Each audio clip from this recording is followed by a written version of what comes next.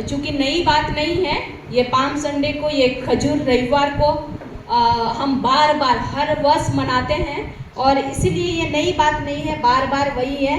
आप शायद सोच रहे होंगे अरे जाएंगे क्या होगा, वही तो संदेश होगा ना, जो किस तरह से विजय यात्रा में शामिल हुआ, गधा होगा, खजूर होगा, डाली होगा, वही सारे बातें होंगी, हम ये जानते हैं। लेकिन इतना जानते हैं कि हर बार परमेश्वर एक नई आशीष को, एक नई बातों को, हर एक संदेश के द्वारा नई चीज़ें हमें सिखाता है और हम उसी विश्वास के साथ बैठेंगे। और आइए हम लोग वैसे ही लूका 19 अध्याय का हम लोग पढ़ेंगे, 28 से लेकर के 39 तक है और हम लोग उसको बांट के पढ़ते हैं। हम लोग पढ़ेंगे 28 से लेकर के 36 तक, कोई एक जन पढ़ेंगे और उसके बाद हम लोग पढ़ते हैं लूका 19 अध्याय उसका 28 से लेकर के 36 पद तक, कोई एक जन पढ़ेंगे। आप जोर आवाज में पढ़ेंगे, किसी के पास माइक होगा। ये बातें कहकर वो यरूशलेम की ओर उनकी आगे चला। जब वो जैतून नामक पहाड़ पर बेतफगे और बेतनिया के पास पहुंचा तो उसने अपने चेलों में से 2 को यह कह के भेजा, सामने के गांव में जाओ और उसमें पहुंचते ही एक गधी का बच्चा जिस पर कभी कोई सवार नहीं हुआ बंधा हुआ तुम्हें मिलेगा, उसे खोल कर ले आओ। यदि कोई तुम में से पूछे कि क्यों खोलते हो तो यह कह देना कि प्रभु को इसका प्रयोजन है। जो भेजे गए थे उन्होंने जाकर जैसा उन्होंने उनसे कहा था वैसा ही पाया। जब वे गधे के बच्चे को खोल रहे थे तब उसके मालिकों ने उनसे पूछा, इस बच्चे को क्यों खोलते हो? उन्होंने कहा, प्रभु को इसका प्रयोजन है। वे उसको यीशु के पास ले आए और अपने कपड़े उस बच्चे पर डालकर यीशु को उस पर बैठा दिया। जब वो वहाँ जा रहा था तो वे अपने कपड़े मार्ग में बिछाते जाते थे। आगे और कोई पढ़ेंगे 37 से लेकर के 40 तक। निकट आते हुए जब वह जैतून पहाड़ की ढलान पर पहुंचा तो चेलों की सारी मंडली उन सब सामर्थ के कामों के कारण जो उन्होंने देखे थे आनंदित होकर बड़े शब्द से परमेश्वर को स्तुति करने लगी। धन्य है वह राजा जो प्रभु के नाम से आता है, स्वर्ग में शांति और आकाश मंडल में महिमा हो। तब भीड़ में से कुछ फरीसी उससे कहने लगे, हे गुरु, ये अपने चेलों को डांट। उसने उत्तर दिया, मैं तुमसे कहता हूँ यदि ये चुप रहें तो पत्थर चिल्ला उठेंगे। हालेलुया। तो यहाँ पर हम लोग एक घटना को देखते हैं जिसमें हम लोग क्या देखते हैं कि यीशु मसीह को हम लोग यरूशलेम की ओर आते हुए देखते हैं और जैसे ही यरूशलेम की ओर यीशु मसीह आ रहे हैं तो हम लोग क्या देख रहे हैं कि उनके स्वागत के लिए लोग किस तरह से होशाना गाते हैं और उसके बाद कपड़े डालते हैं, डाली काटते हैं और डाली को वे लोग बिछाते हैं। इस तरह की बातों को हम देखते हैं। तो हम यहाँ पर ये बताना चाहते हैं कि हर लोग अलग अलग तरीके से, आज चूँकि पूरे विश्व में ये मनाया जाता है ये पाम संडे, और पूरे विश्व में अलग अलग तरीके से, आज जैसे हम लोग चर्च में आए तो कोई और चर्च के थे सामने से नारे लगाते हुए जा रहे थे, कोई हाथ में खजूर की डाली थी, दिखने में बहुत सुंदर लग रहा था कि अरे वाह ये लोग नारे लगा रहे हैं। बाहर में बहुत बार ऐसे होता है कि बाह्य तरीके से यदि हम लोग देखें तो अलग अलग तरीके से लोग मनाते हैं, कभी हाथों में डाली को लेकर के, कभी और भी तरीके से, कभी कभी वो लोग सही में एक्ट करते हैं, गधे को लेके आते हैं, उसमें कोई व्यक्ति बैठता है ताकि उस पिक्चर को वो लोग मतलब अच्छी रीति से वो लोगों के सामने में वो बता सके उस पिक्चर को, जो हुआ था वो घटना, और लोग उसी चीज को दिखाते हैं। तो मेरा ये कहना है कि अगर हम वही पिक्चर को दिखाते दिखाते थक गए और उसके बाद कोई मीनिंग, कोई उसका अर्थ हम अपने जीवन में ना लें, तो जितना भी आप पिक्चर दिखाए ना, जितना भी आप खजूर की डाली को लेकर के आप काट करके उस दिन लगाए, जितना भी कुछ करें, कुछ होने वाला नहीं है। जरूरी है कि आप खजूर की डाली अगर लहराए ना लहराए बिना उस महत्व को जो उस दिन प्रभु यीशु मसीह यरूशलेम मंदिर की ओर आकर के जो पूरा करने वाला था, उस विशेष उद्देश्य को यदि हम अपने जीवन में लेते हैं तो वो बड़ी बात होती है। तो आज हम वही चाहते हैं कि हम कलीसिया के लोग, ऐसा ना हो कि सिर्फ खजूर डाली लिए, हाथ हिला दिए और उसके बाद होशाना कर लिए, उसके बाद खत्म। ऐसे नहीं होनी चाहिए। तो यहाँ पर हम यही बताना चाहते हैं, हम थोड़ा सा उसके बैकग्राउंड को भी जानेंगे। यहाँ पर यीशु मसीह कहाँ आ रहे हैं? यरीहो से यरूशलेम की ओर आ रहे हैं। और ये पहली बार नहीं है कि यरूशलेम आए, उससे पहले भी कितने दफा वो आ चुके हैं और अब भी आ रहे हैं। लेकिन ये पहली घटना ऐसी है कि जब पहली बार कितना बार उन्होंने जर्नी किया, उस समय कोई इस तरह की बातें नहीं हुई जो आज होने वाली है। आखिर क्या बात है कि ये बातें जो होने वाली है कि जाओ तुम वहाँ पर गधा बंधा हुआ होगा और तुम उसे लेके आओ, उस पे उसको बैठना है, ये सारी बातें उस समय नहीं हुई थी। या फिर लोग को भी, यीशु मसीह उस समय भी आए थे, लेकिन किसी ने ये चीज़ नहीं कहा कि होशाना जो प्रभु के नाम से आता है उसको धन्य कहो, ऐसा किसी ने नहीं कहा। लेकिन आज क्या बातें हैं कि ये लोग इस तरह की बातों को वो कह रहे हैं। तो यदि सबसे पहली बात यदि हम देखें, ये बातें क्यों हो रही है? क्योंकि ये पुराने नियम में ऑलरेडी यीशु मसीह के उस आने की भविष्यवाणी हो चुकी थी।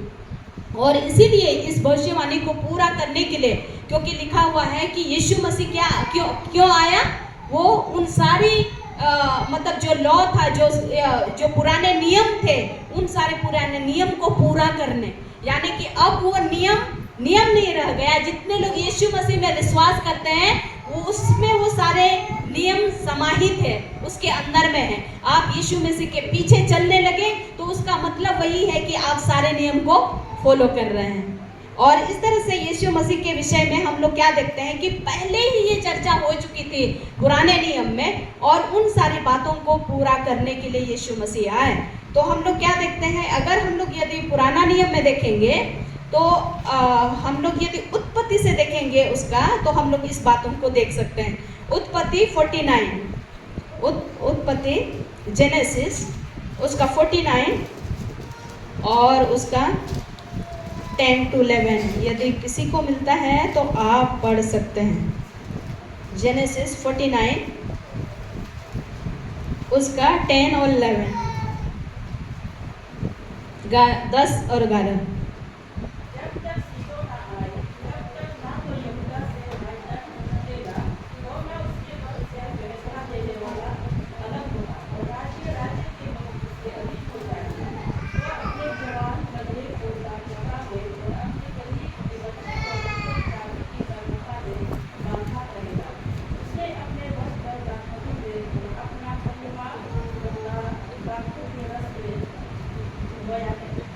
तो यहाँ पर हम लोग क्या देखते हैं, जब तक सीलो ना आए। ये सीलो का मीनिंग यदि आप देखेंगे इसको हिब्रू में, तो उसका मीनिंग होता है सीलो में मतलब वो जो मतलब हु बिलोंग्स टू हिम, जो उसके मतलब जो परमेश्वर के साथ संबंध को रखता है, जो उनके साथ मिला, मतलब उसके साथ है।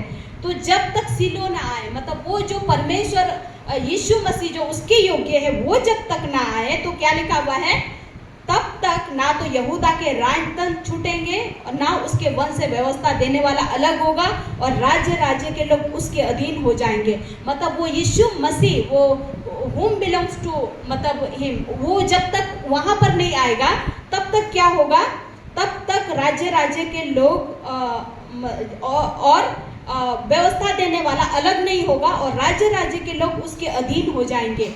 ये उसके विषय में लिखा हुआ है कि वो दिन आने वाला है कि जहाँ पर जो सीलो ना आए। उस समय जो पुराने नियम में इस तरह से यहूदा मतलब याकूब के 12 बेटे थे, और 12 बेटों को याकूब जब आशीष देने वाला था, और आशीष देते देते क्या करता है याकूब, अपने बेटा जब यहूदा आता है तो यहूदा को आशीष दे रहा है कि किस तरह से तुम्हारे वंश में क्या क्या होगा।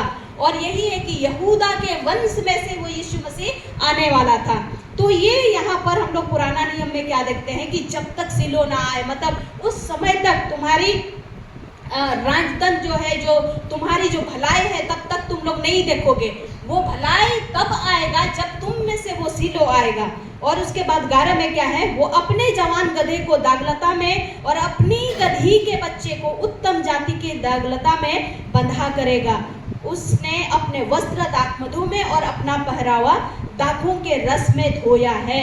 तो हम लोग यहाँ पर यीशु मसीह के उस रूप को और स्पष्टता से देखते हैं कि आज जो हम सभी लोग क्या बोलते हैं कि गधी के बच्चे, यहाँ पर तो लिखा हुआ है कि जवान गधे को दाखलता में और अपनी गधी के बच्चे को उत्तम जाति की दाखलता में बंधा करेगा। उत्तम जाति की दाखलता।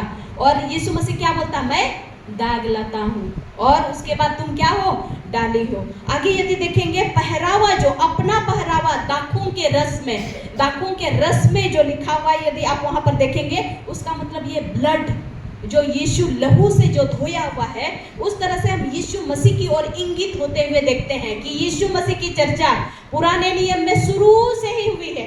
जब आदम हवा ने पाप किया तब से हम और आपको उस उद्धारकर्ता की जरूरत थी, क्योंकि उन्होंने पाप किया और परमेश्वर के उस अनुग्रह से क्या हो गए, बाहर हो गए उस अदन की वाटिका में। और जब परमेश्वर की उस अनुग्रह से बाहर हो गए तो परमेश्वर की यही इच्छा थी कि ये लोग जिनको मैंने सृष्टि की फिर से मेरे अनुग्रह के अधीन में आ जाए। और इसीलिए उन्होंने क्या किया, एक उसी समय से ये उनकी योजना थी परमेश्वर की कि क्या होगा कि एक उद्धारकर्ता होगा जो इनको बचा सकता है, जिसके द्वारा फिर से मेरे अनुग्रह को ये लोग प्राप्त कर सकते हैं। तो अदन की वाटिका में यदि उसके बाद जब वे लोग आज्ञा को तोड़ते हैं, उसके बाद वे लोग अनुग्रह से बाहर हो जाते हैं, तो हम लोग उत्पत्ति 3:15 में एक प्रतिज्ञा को देखते हैं। स्त्री को ये प्रतिज्ञा मिलती है कि तेरे वंश में से जो निकलेगा वो शैतान की एड़ी को क्या करेगा, शैतान को क्या करेगा, कुचल डालेगा। और उसके बाद जो शैतान होगा वो तेरी एड़ी को डसेगा। इस तरह से तो हम लोग क्या देखते हैं कि उसी समय से एक योजना बन जाती है। जब उन्होंने आज्ञा को तोड़ा तो परमेश्वर की उस बातों को हम लोग क्या देखते हैं कि परमेश्वर अपनी योजना को पूरा करना चाहता है अपनी मतलब अपने लोगों में, ताकि जो पाप के चलते उन्होंने परमेश्वर की उस अनुग्रह को खोया है ताकि उनको मिल सके। आज यरूशलेम के मंदिर में वही होने जा रहा है। और इसीलिए जितना बार यीशु मसीह आए, उन्होंने नहीं किया बहुत बार, क्योंकि उस समय वो समय नहीं आया था, लेकिन अब वो समय आ गया है कि वो यरूशलेम के मंदिर में हम लोग क्या देखते हैं कि यीशु मसीह वहां पर पहुंचते हैं और इस तरह की बातें होती है। और एक पुराना नियम में और भी बातों को हम लोग देख सकते हैं। जकरिया 9:9, जकरिया 9:9।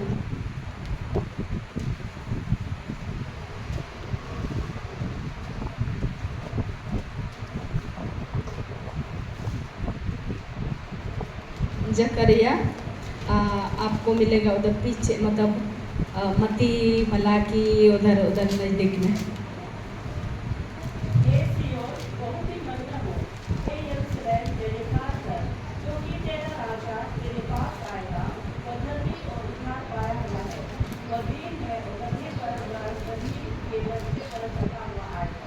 तो हम लोग यहाँ पर क्या देखते हैं कि पुराना नियम की फिर से एक भविष्यवाणी है यीशु मसीह के विषय में कि हे सिय्योन बहुत ही मगन हो, हे यरूशलेम जय जयकार कर, क्योंकि तेरा राजा तेरे पास आएगा, वह धर्मी और उद्धार पाया हुआ है, वह दिन है और गधे पर वरन गधी के बच्चे पर चढ़ा हुआ आएगा। इस तरह से हम लोग ये देखते हैं कि परमेश्वर मैं चाहूंगी आप लोग चेयर यहाँ से पीछे दे देंगे तो अच्छा रहेगा। तो हम लोग यहाँ पर क्या देखते हैं,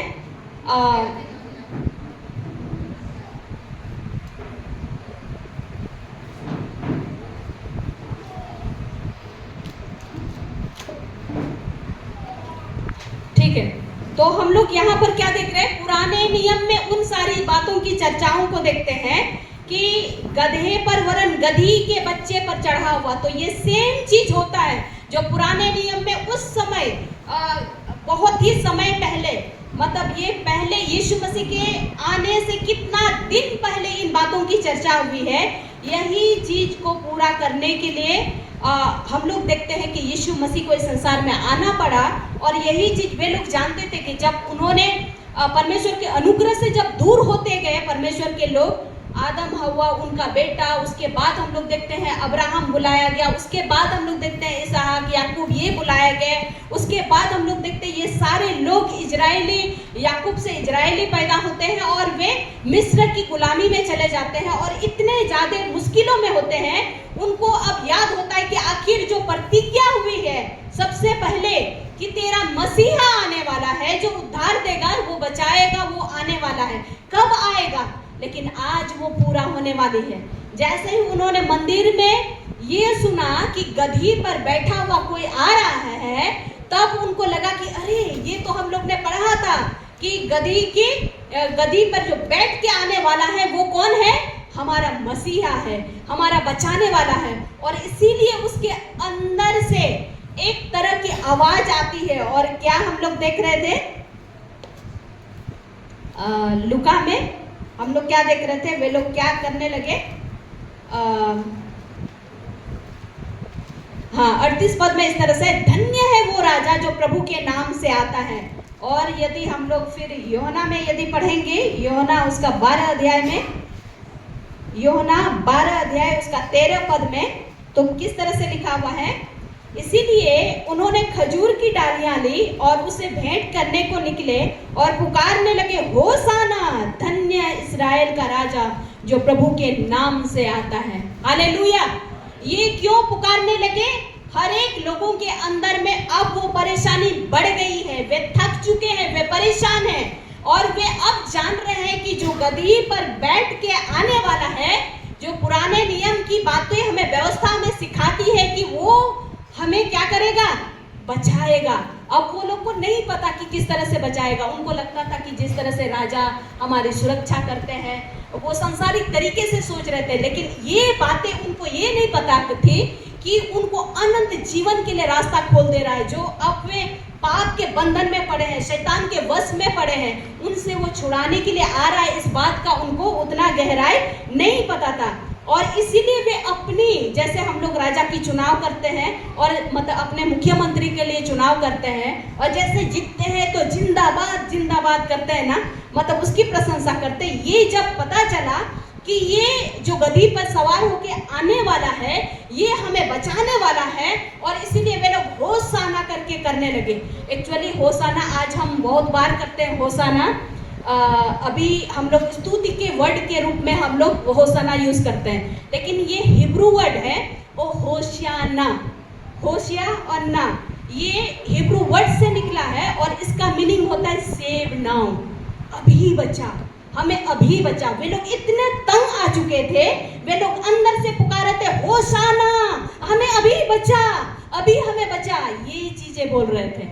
और वे लोग उस तरह की बातों को, इसीलिए वे लोग और ये कह रहे थे कि धन्य है इजराइल का राजा प्रभु के नाम से आता है, अभी हमें बचा। इस तरह से वे लोग उसकी महिमा कर रहे थे। तो और उनको ये आशा था कि ये जैसे ही यरूशलेम में आएगा, राज्य करेगा, उसके बाद सारी बातें बदल जाएगी, क्योंकि ये उस समय अंधकार में थे। यरूशलेम एक ऐसा जगह था जहाँ पर वे लोग आराधना करते थे, प्रशंसा करते थे, लेकिन फिर भी वहाँ अंधकार थी। क्यों? उस समय की जो धर्म गुरु थे, वे अपने कंट्रोल में चर्च को और अपने लोगों को उस तरह के बंधन में बांधे थे कि हम जो बोलेंगे वही करना होगा। अरे आज किसी को बकरी नहीं छोड़ना होगा, आज किसी को पानी नहीं पीना होगा, आज किसी को ये, मतलब अपने अधीनता में उस समय के धर्म गुरु इतने लॉ को मानते थे, उस तरह के नियम को मानते थे, अपने तो ठीक ठाक थे, लोगों को मनवाते थे। आज हम ये कहेंगे कि पास्टर अपने तो कुछ करेगी नहीं, लेकिन आप सबों से बोलेंगे कि नहीं टाइम में आओ, टाइम में ये करो, लेकिन अपने का कोई टाइम नहीं है। तो ये इस तरह के धर्मगुरु थे उस समय कि तुम लोग ऐसे करो। अंधकार में एक तरह से लग रहा था कि वे थक चुके थे, उसको उसको मानने के द्वारा वे थक चुके थे। और तब उनको लग रहा था कि हाँ, अब जो आएगा हमें उद्धार दिलाएगा, उससे हमें छुटकारा दिलाने वाला है। उस समय के राजा जो होते थे वे भी इतने क्रूर होते थे कि मतलब एक बार तुमने गलत किया तो गलत किया, दंड दिया जाता था। और इसीलिए हम लोग क्या देखते हैं कि जो एक बार राजा बोलता है वो बदल नहीं सकता है, वैसा ही उनकी कानून चलती है, वैसा ही उनके मुंह के बोली के अनुसार उनको सजा मिलती है।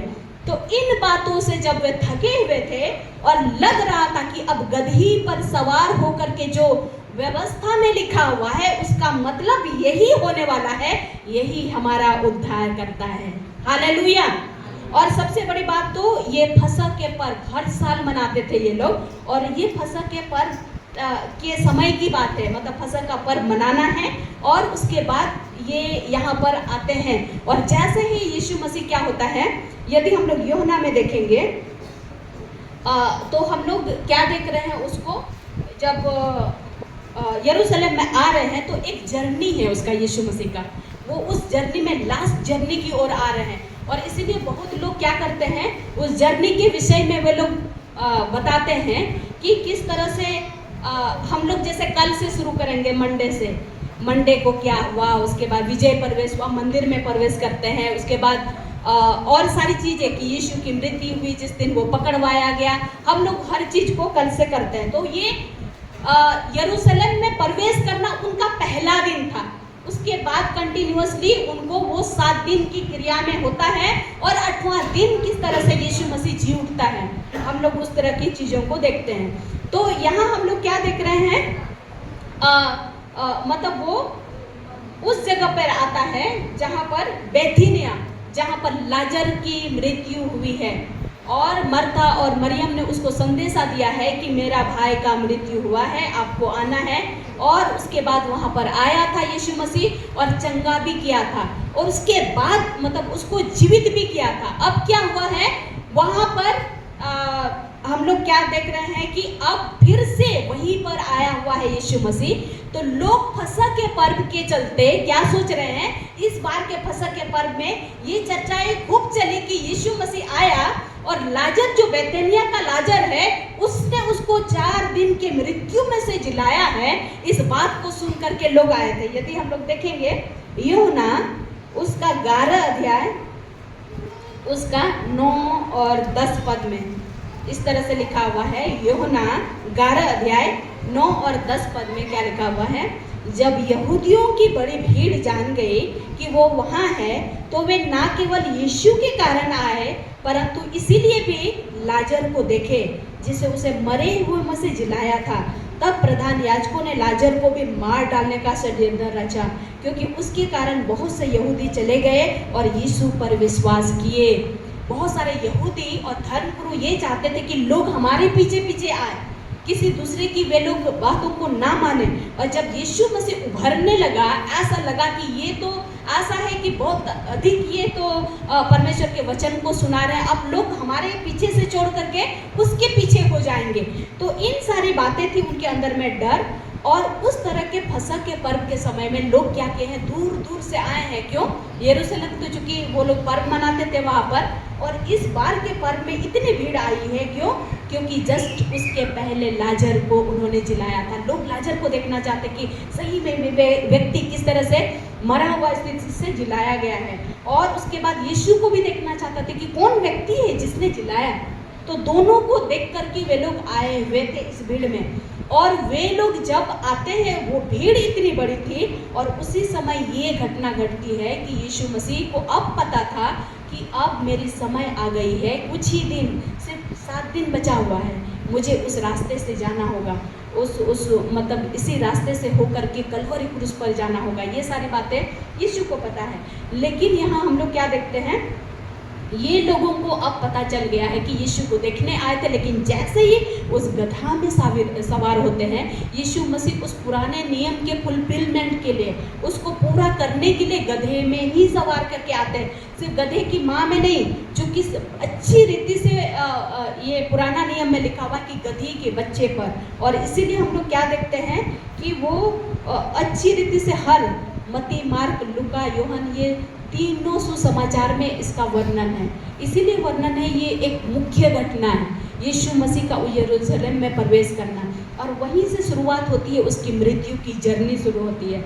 और उसके बाद हम लोग क्या देखते हैं कि वहाँ पर लिखा हुआ है कि वो अपने चेलों को बोलता है कि जाओ तुम लोग वहाँ पर उस गांव में जाओ और उसके बाद तुमको एक गधी और गधी का बच्चा मिलेगा, उसको लेके आओ।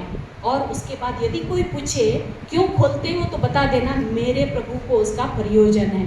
और सही में जैसे ही वे लोग जाते हैं वैसे ही, अरे देखा ही नहीं था, कैसे हो गया ये? चूंकि ये पहले से योजना थी, कितना पुराना नियम में पहले से थी। और चूंकि परमेश्वर से भेजा हुआ प्रभु यीशु मसीह है और उसको पता है वो गधा होगा तो कहाँ होगा, सामने के गांव में होगा। और इसीलिए बिना जाने ही अपने चेलों को बोलता है जाओ तुम वहां पर मिल जाएगा, तुमको गधी और गधे का बच्चा मिलेगा। और जैसे ही वहां जाओगे कोई पूछेगा तो बोल देना प्रभु को इसका प्रयोजन है। और सही में जैसे ही वे गए और उन्होंने उस बात को बोल दिया, खोल रहे थे वे लोग, पूछा कि किसको क्यों खोलते हो, मालिक ने पूछा तो उन्होंने कहा कि मेरे प्रभु को। इंग्लिश में लिखा हुआ है एल, मतलब वो कैपिटल एल।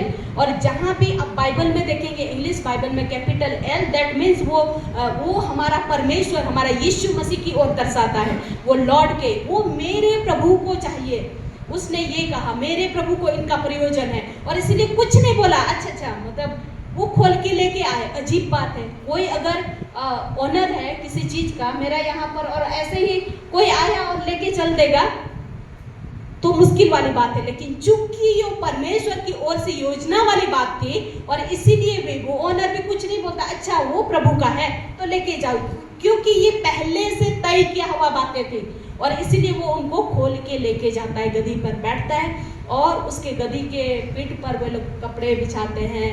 और उसके बाद बहुत सारी डालियां काट करके, लेकिन यूहन्ना में मतलब स्पेसिफिक ये में बताया गया है कि वो खजूर की डाली। आप मत्ती मार्क लूका में पढ़ेंगे तो सिर्फ डाली था, अब कौन सा डाली था इसीलिए पता नहीं। लेकिन चूंकि यूहन्ना में स्पष्ट तरीके से लिखा हुआ है खजूर की डाली, और इसलिए हम लोग इसको पाम संडे, खजूर की त्योहार के रूप में भी मनाते हैं। लेकिन हम यही बताना चाहते हैं कि अगर मतलब ये लोग बनाने वाले लोग ने खजूर इतवार रखा, अगर हो सकता तो वो लोग रख सकते थे गधे संडे, है ना? गधा भी बहुत इंपॉर्टेंट है। सोचिए कि गधा में बैठ के आया, तो हम तो सोचते हैं आज अगर हम लोग बोलेंगे अरे गधे का संडे सबको मुबारक हो, बोलना चाहिए था वहाँ पर यीशु का मतलब खजूर के, तो क्यों खजूर को ही बोला गया, क्यों गधे को नहीं? तो ये बनाने वाले ने इस तरह से किया है। लेकिन दोनों का बहुत ही मतलब वो सिमिलर मतलब ये है जो इम्पोर्टेंस जो है यहाँ पर गधे और डाली का बहुत महत्व है दोनों का। कि गधे भी उस समय एक संपन्नता का प्रतीक था, एक शांति का प्रतीक था, और ये खजूर की डाली भी यहूदियों में वो शांति का प्रतीक था। वो यहूदी एक सुक्कोत नाम करके एक पर्व को मनाते थे, और उसके बाद जब भी कोई राजा कोई भी जीत के अपने घर में आता है, अपने समाज में आता है, तो वे लोग खजूर की डाली को लेकर के वे लोग स्वागत करते थे। ये सम्मान, शांति और समृद्धि का प्रतीक है ये खजूर। और इसीलिए वे लोग क्या सोच रहे थे, अब जो हमारा राजा आने वाला है वो हमें शांति देने वाला है, वो हमें समृद्धि देने वाला है, वो हमें सम्मान देने वाला है। और इसीलिए उन्होंने क्या किया, खजूर की डाली को लेके आया। वो गधी में भी चढ़ के आया क्योंकि वो शांति देने वाला था, और वो पुराने नियम में पहले से प्रतिज्ञा की गई थी। और इसीलिए उस समय वे लोग उन सारी चीजों को लेकर के होशाना बोलते हैं कि हाँ प्रभु हमें बचा, आप ही हमें शांति देंगे। वो खजूर की डाली हमें वही बताती है। और इसीलिए ये लोग खजूर की डाली काट करके हम ज़्यादा इनका मतलब बहुत ज़्यादा इसको यूज़ करते हैं। कोई और डाली, कितने डाली होंगे हमको लगता है और भी डाली काटा होगा, लेकिन खजूर की डाली का मेंशन इस तरह से है।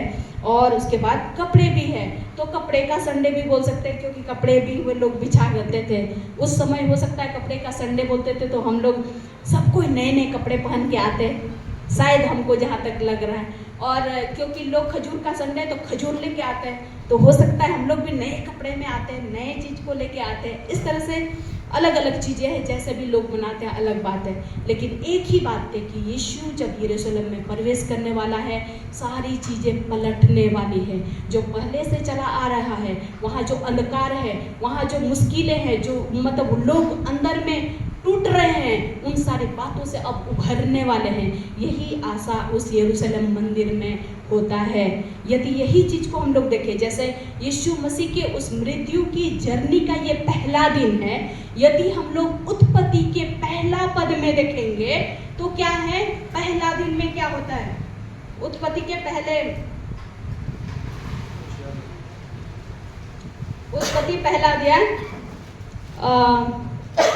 तीसरा पद में हम लोग यदि देखेंगे 2 और 3 पद, उत्पत्ति के 2 और 3 पद में क्या लिखा हुआ है? 2 में पृथ्वी बेडौल और सुनसान पड़ी थी और गहरे जल के ऊपर अंधियारा था। तब परमेश्वर का आत्मा जल के ऊपर मंडलाता था।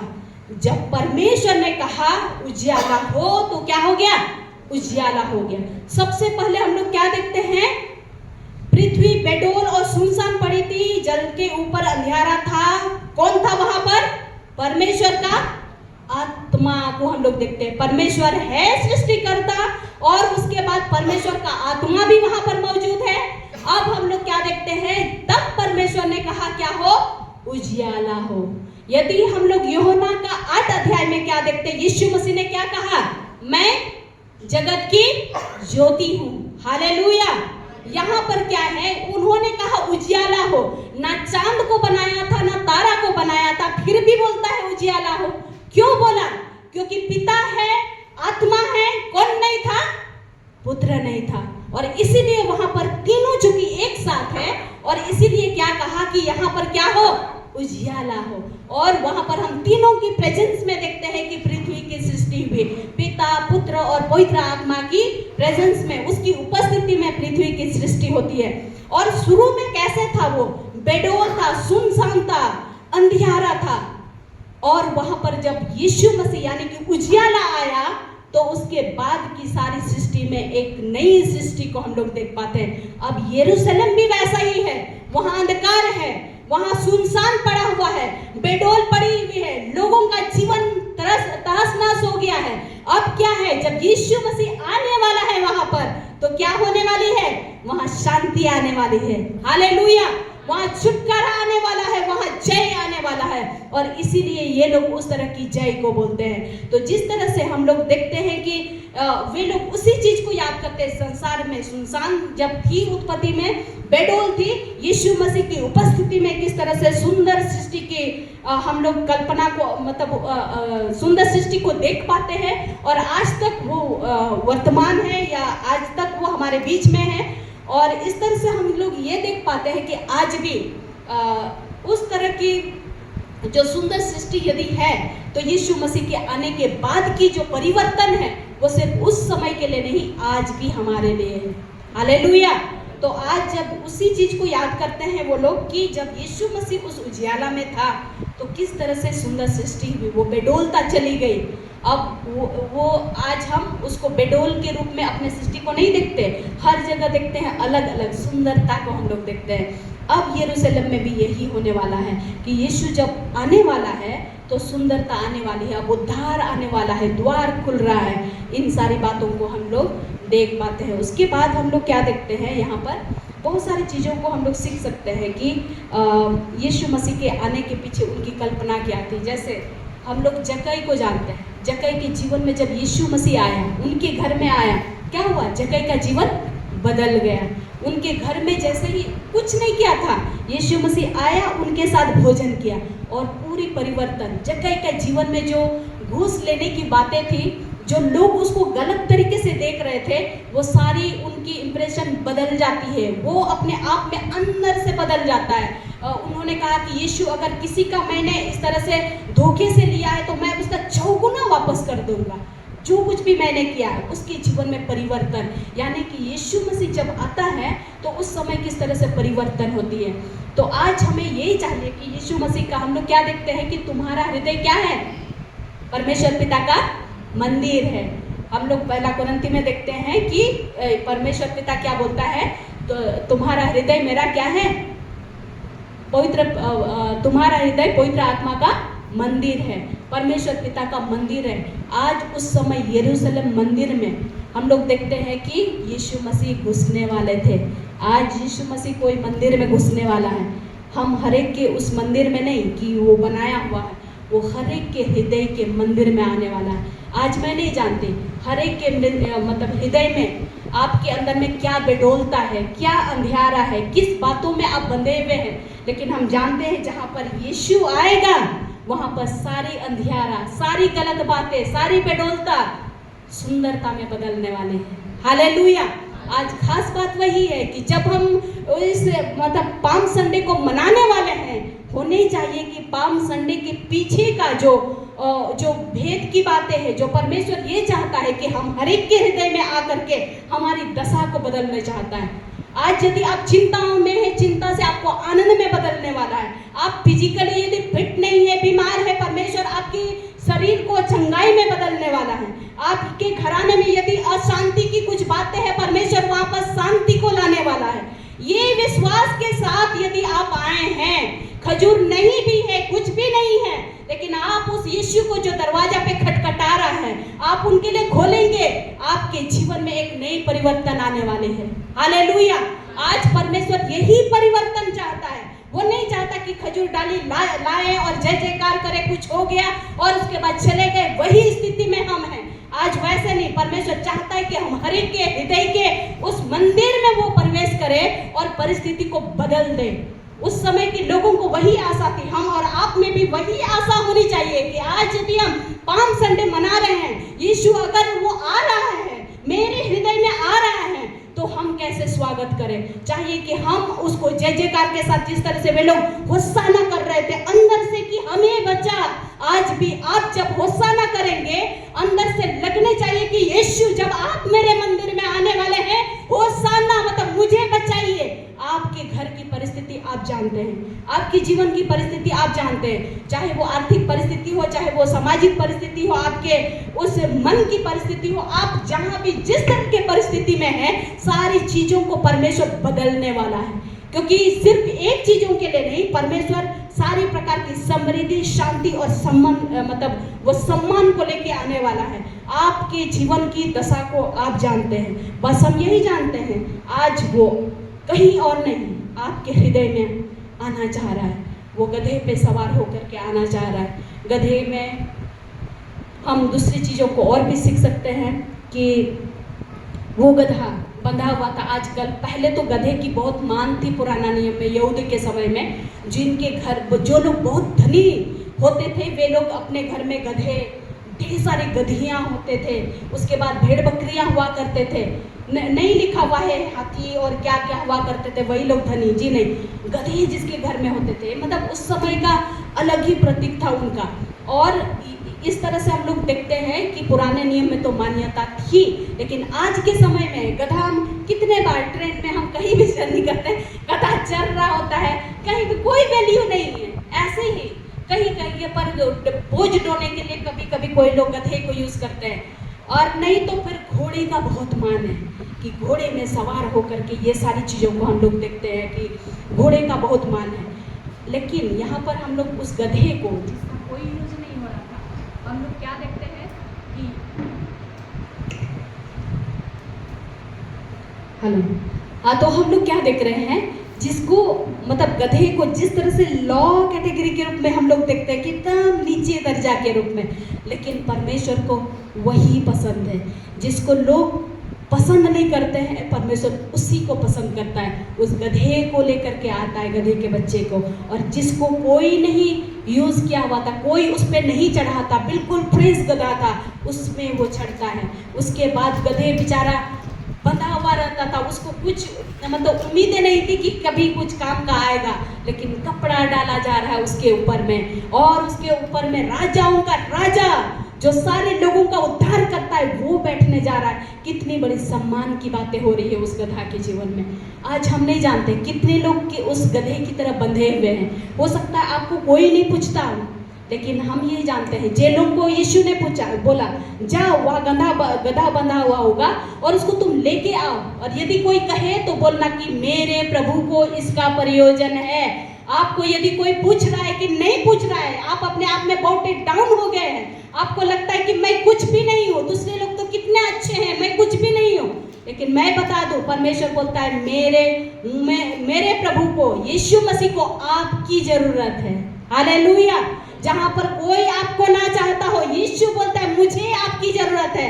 बाइबल में जितने हम ऐसे लोगों को देखेंगे जो बहुत ही अपने आप को नीचे, मूसा को देखेंगे, वो सोचता था कि मैं तो तोतला हूँ, भद्दा हूँ, मैं नहीं कर सकता हूँ, और उस रीति से हम बहुत सारे चेलों को भी देखते हैं। पतरस, वो अपने आप में किस तरह से था, ये मतलब यीशु को नकारने वाला, झूठा वाला था, लेकिन फिर भी परमेश्वर ने उनको इस्तेमाल किया। तो इस तरह से हम लोग देखेंगे बाइबल में बहुत सारे ऐसे लोग हैं जो अपने आप में कुछ नहीं थे। दाऊद के घर में जब अभिषेक के लिए आया, बोला कि अरे वो तो भेड़ बकरी चरा रहा है, उधर चरवाहा है, उसमें कुछ टैलेंट नहीं है, लेकिन परमेश्वर उसी को लेकर के अभिषेक करता है। तो हम लोग क्या देखते हैं, परमेश्वर उन्हीं को चुनता है। हो सकता है संसार के मानव आपको ना चुनता हो, आप उस तरह की परिस्थिति से घिरे होंगे जहां पर आपको लगता है कि नहीं, अब कोई नहीं मुझे पसंद कर रहा है, लेकिन आज की संडे में हम याद किए जाते हैं कि प्रभु को आपका प्रयोजन है। हालेलुया। और इसीलिए याद करें कि प्रभु आपके लिए उस योजनाओं के साथ आपको शामिल करना चाहता है। दूसरी बात को हम लोग ये देख सकते हैं कि जब ये गधे पे सवार होकर के यहाँ पर आता है, उसके बाद लोग जय जयकार करते हैं, हम ये देखते हैं कि सब लोग बहुत खुश हो रहे थे क्योंकि उनका जीवन बदलने वाला है। लेकिन एक चीज़ है, यीशु मसीह के जीवन में पता था, यीशु मसीह को अंदर से वो टूटे हुए थे, क्योंकि कुछ ही दिन बाद, वो 3-4 दिन के बाद वो इसी रास्ते से जाने वाला है, जिस रास्ते से होकर के इनकी जय जयकार हो रही है, जिस रास्ते से होकर के लोग उसके लिए ये खजूर की डाली बिछा रहे हैं, कपड़े बिछा रहे हैं, उसकी होसाना कर रहे हैं। लेकिन उनको पता है कि इसी रास्ते में से 3-4 दिन के बाद मैं जाने वाला हूँ और हमेशा हमेशा के लिए मैं इन प्रियों से दूर होने वाला हूँ। मतलब ये के लिए सांसारिक तरीके से एक तरह से वो पीड़ा उसके अंदर में थी। हम लोग जानते हैं परमेश्वर यीशु मसीह 100% परमेश्वर भी है और 100% मनुष्य का स्वभाव में भी था, वो मनुष्य में भी था, तो दोनों था उसमें। मतलब परमेश्वर में 2 रूप शामिल था, एक मनुष्य भी, वो 100% मनुष्य भी थे और 100% ईश्वर, मतलब वो ईश्वर का सामर्थ भी था उसमें, ईश्वर भी थे वो। और इस तरह से हम लोग देखते हैं कि अब चूंकि वो सारे लोगों के पाप को ढोने वाले हैं, उसका मतलब है उनको 100% मनुष्य के रूप में ही उस पाप को ढोना है, उस दर्द को ढोना है। और इसीलिए जब उस रास्ते से होकर के जब वो मतलब वो आ रहे थे, लोग जय जयकार कर रहे थे, लेकिन उसके अंदर में तकलीफ था और वो दिखा नहीं रहे थे कि मैं अंदर से कितना टूट रहा हूँ, क्योंकि आज तुम जय जयकार कर रहे हो, 4 दिन के बाद मैं किस तरह से मरने वाला हूँ। वो दर्द हर कोई को, हम जब बीमार होते हैं कुछ दर्द होता है, लगता है कि मर गए, कितना डर लगने लगता है कि मैं मर जाऊँगा। कल परसों ये हमारे मतलब केती का फूफा का इस तरह से हुआ कि उसका सांस बंद होने लगा और सब लोग परेशान हो गए और स्वप्न में भी इस तरह से बातें आने लगा कि पता नहीं इस बार बचेंगे नहीं बचेंगे। तो वो मृत्यु से नज़दीक, मतलब जो पीड़ा में है ना, आप उससे पूछ सकते हैं कि मृत्यु के नज़दीकता के में जाना कितना डर वाली बात है। तो सोचिए यीशु मसीह उस मृत्यु से होकर जाने वाले हैं, जो बलिदान होने वाले, उस तरह का दर्द उसके अंदर में था। और इसीलिए लोग तो जय जयकार कर रहे हैं लेकिन पीड़ा में हैं, लेकिन अपने लोगों के उद्धार के लिए, वो उनके आनंद के लिए उनके साथ उस अंदर मतलब मंदिर में प्रवेश करने के लिए आते हैं। तो हम लोग यही हम यही बताना चाहते हैं कि हम हर एक लोग भी बहुत बार ऊपर से जब भी किसी से मिलते हैं, हाँ हम लोग ठीक है, बहुत अच्छे, लेकिन आप जब घर में होते हो ना कहीं आप टूटे हुए होते हो, जहाँ आपको कोई नहीं दिखता, आपका आंसू बहता है, आपके पति नहीं जानते, आपकी पत्नी नहीं जानती, आपका फ्रेंड नहीं जानता, आपके माता पिता नहीं जानते, आप कोई चीज़ व्यक्तिगत तरीके से स्ट्रगल किए हुए होते हैं। आप ये नहीं बताते हैं कि मेरे साथ क्या हो रहा है, लेकिन मैं बता दूं, कोई आपको देखे या ना देखे, आपके स्ट्रगल को कोई समझे या ना समझे, हमारा यीशु जानता है, क्योंकि उस पेन से वो गुजर रहा था। कोई नहीं समझ रहा था कि किस तरह से मृत्यु उस बलिदान में से होकर के जाएगा। यीशु कितना दर्द था उसके अंदर में। और इसलिए आज यदि यहाँ पर उपस्थित हम जितने लोग हैं, आपके अंदर में, आपके घराने में कुछ ऐसी बातें हैं व्यक्तिगत तरीके से जो आप टूटे हुए हैं, लगता है कि कुछ नहीं, कोई नहीं समझ रहा है हमको, कोई नहीं है समाधान के लिए, आपका यीशु हमेशा आपके समाधान के लिए तैयार है, क्योंकि वो उसी रास्ते से होकर गुजरा है और इसीलिए वो जानता है आपकी पीड़ा को। बस आज चाहिए कि वो जब खटखट आ रहा है तो आप द्वार को खोलें, आप उसको स्वागत करें और आपकी जीवन की दशा बिल्कुल आप बदलते हुए आप देखेंगे। हालेलुया। और आज मैं चाहती हूँ कि वही सही में हमारी दशा बदल जाए, हमारा सोच बदल जाए, हमारी स्थिति बदल जाए। आज यदि हम पाम संडे के लिए आए हैं, कितने लोग तो बोलेंगे अरे हमने खजूर को लहराया, हमने ऐसा किया, हमने होसाना किया, जय जयकार किया, बड़ा मजा आया, डांस किए, बस वही खत्म नहीं। लेकिन हम चाहते हैं आज परमेश्वर आपके जीवन में नया काम करे।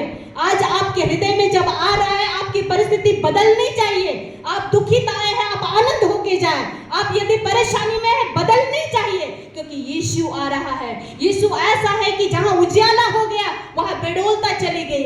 आज यदि आपके जीवन में, घराने में कुछ भी बातें हैं, यीशु जब आने वाला है सब कुछ बदलने वाला है। हालेलुया। यही है पाम संडे, और यही आप आनंद से मना सकते हैं, उसकी होसाना कर सकते हैं। और इसीलिए लोगों ने अब उस शब्द को मुझे बचा लो को बदल दिया, क्योंकि लोग जानते हैं कि अब यीशु मसीह हमेशा के लिए बलिदान हो गए, तो अब वो हमें बचा लिया। सिर्फ उसकी जय जयकार करने की आवश्यकता है, और इसीलिए होसाना को आज के युग में हम उसकी जय जयकार के लिए यूज करते हैं। हम लोग इस्तेमाल करते हैं कि होसाना, जय जयकार हो, हम लोग बोलते हैं। आइए हम लोग एक साथ कहेंगे, होसाना, होसाना, होसाना। और सही में परमेश्वर की आपने होसाना की है, जय जयकार की है, परमेश्वर आपके जीवन में एक नया काम को करेगा। हालेलुया।